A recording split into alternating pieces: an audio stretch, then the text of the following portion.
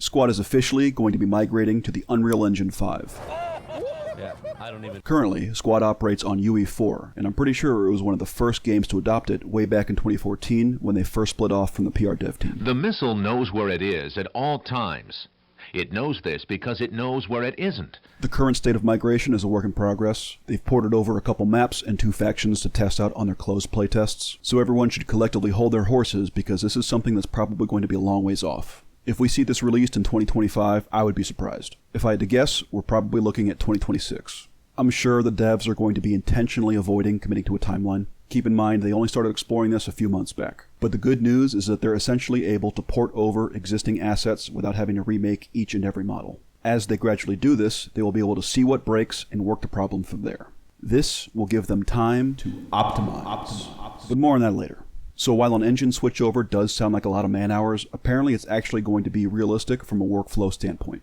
I'll admit that when they first announced they had a small team exploring UE5 possibilities, I was like, yeah, there's no way. Just give me a few more factions and maps and I'll be happy. But now that I've seen some of the images and videos, I gotta say, I'm stoked. They didn't go into a huge amount of specifics, but here's the highlights for what we can expect. First, dynamic lighting and weather effects. Get a load of this shit. Aurora Borealis on Scorpo? Yup. Sunsets on dusk maps that see the sun go behind mountains, darkening the battlefield? Oh yeah. Dynamic sandstorms that spring up and dissipate over the course of a firefight? Yeah, dude. Next, CAS helis and shoulder-mounted anti-air. Check this shit out. Now, I'm fairly certain this isn't coming to UE4 Squad and is slated just for UE5. Although the stream was kind of ambiguous about this.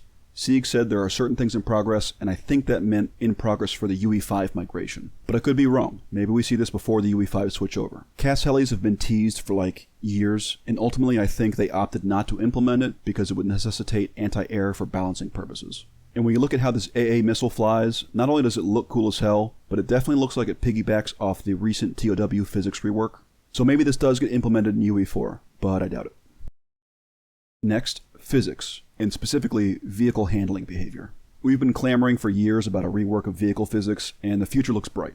One slide mentioned that they're exploring implications between Havoc and Crytek physics engines, but were tight-lipped and non-committal. But it's safe to say that things are going to feel different. Current Squad vehicle handling is a bit of an acquired taste, where once you learn how to operate the vehicles, you get a feel for it. But if you've ever seen an Abrams climb a tree in its natural habitat, you'll know that there's room for improvement.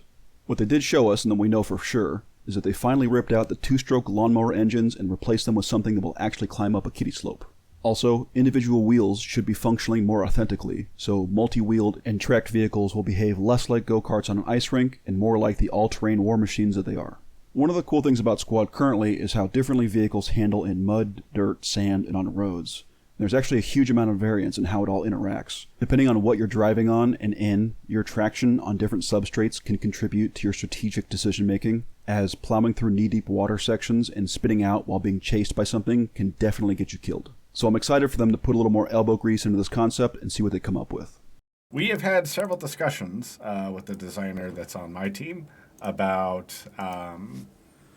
running into shit and just kind of dead stopping your vehicle, like this tiny little wooden fence post.